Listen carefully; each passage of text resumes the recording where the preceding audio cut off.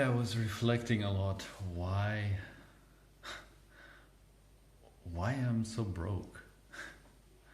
Like, and it's obvious I'm not giving value. I'm still absorbing value. I'm still taking value, but I'm not yet giving enough value back.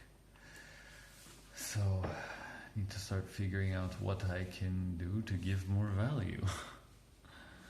I went to an interesting seminar tonight. It was about partnership alliances, and it was an interesting way of coaching where instead of one person being client and one person being coach, both people become the client and both people become the coach and share that responsibility with each other. So actually there was no advice involved. It was just giving space, listening, and asking questions to go further.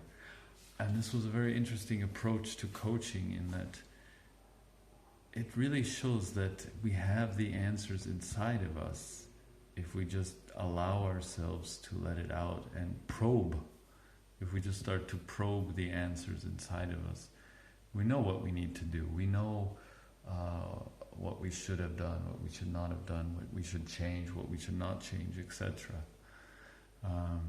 Earlier I was listening to a podcast from Alex Sharfin, Billionaire Code, and he was saying what is very important to do every day is to write down what makes you uncomfortable, because there are certain things that block us and make us uncomfortable, and it's just it's a burden to do them, and we sort of tend to shove them off, maybe even procrastinate, and then they pile up, and that kills our momentum, which is the death blow for an entrepreneur when momentum gets stopped for too long. So the way to solve that is to, again, going back, getting introspective. What was I uncomfortable about today? And if it's too many days the same thing, then you really got to do something about it and solve that. In another podcast I heard from Alex Sharfin, he was speaking about the opportunities during crises.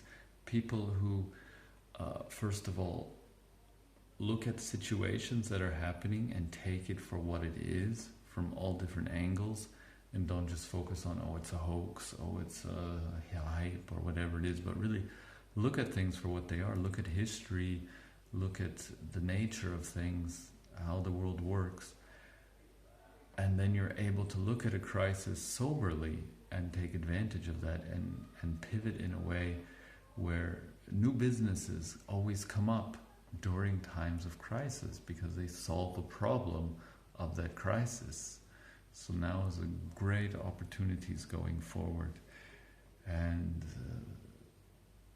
it's a great opportunity on so many levels, and I'm still feeling a lot of discomfort to get over that hurdle, get over that blockages, and figure out what it is I can do, what can I offer. And on the other hand, I feel I'm still in this learning stage. I was listening to Russell Brunson's presentation today about how to find, create, test, and sell your framework.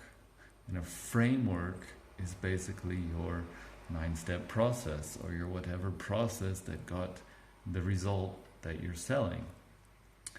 And the first part of that framework is really like finding what lights your spark. And when you find a spark, you have to fan it and make it grow into a fire. Go around other people who are feeding that spark, who are the fire, and then it grows. But to find that spark, you got to try a lot of things, and then you got to study, you got to go into it, you got to geek out on it, and then you got to try it on yourself. It works on you. Then you try it on somebody else for free. It works for them. Great. Then you can start selling it. So in this case, just finding my framework is still a challenge, even though I seem to be getting closer, and I'm constantly plagued with doubts like, who's going to pay for this? Yet at the same time, I see people paying for much, much, much less. And then on the other side of the brain is thoughts moving like, well, is that really what I want to do? Do I really feel the spark from that? I think I need to take a step back and really look like, where's my spark now, actually? Yeah.